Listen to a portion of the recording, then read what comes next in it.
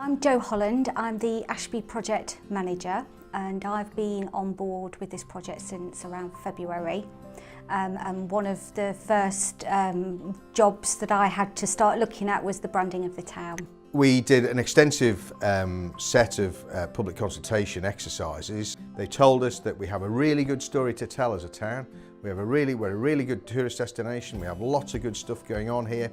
We've got good community spirit, but we don't tell that story in a coordinated, coherent and organised way.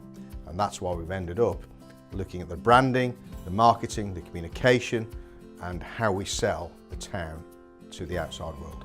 From time to time, over a certain period, councils need to look at what they're doing, reflect on what they're doing. And it's really like looking in the shop window, you know, you get a reflection back, and I think, you know, you need to revisit what you're about, what you're doing, really. And that's why I think this rebranding has been important to do that, you know, to show the aspects of what Ashby's got to offer. It was interesting to look at Ashby.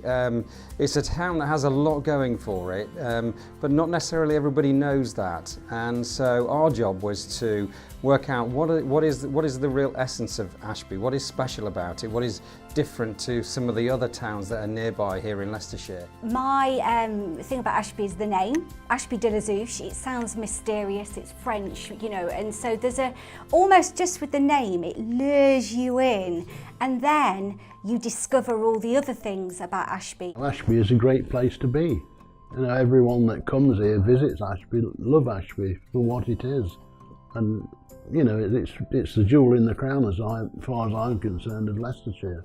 You know, there's nothing better. The community of Ashby is what makes Ashby the place that it is. We recognised that Ashby was a town that had a lot of history to it, you know, through the architecture and through the stories that were being told about Ashby. But also it's quite forward-looking as well. A lot of the businesses here based in various different historic buildings were very contemporary and forward-looking. So we wanted to encapsulate that in terms of, you know, looking back, stepping forward. I think, certainly from my perspective, it's easy to think that branding is just about a logo, you know, or a strapline, and it's far from it. And it is about the feel, the tone of voice.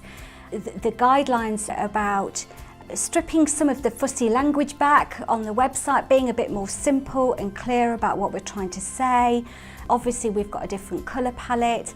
I'm a person that likes bright colours, but then you think, well, does that work for a town? Can it last? So we've had to consider lots of different things that will sort of translate in reality and last as well, because there's no point having a brand that's, you know, going to have a shelf life of just a couple of years. I just hope that even just a little icon on its own, it will quite quickly, when people see that icon, they'll think Ashby, and that will be fantastic.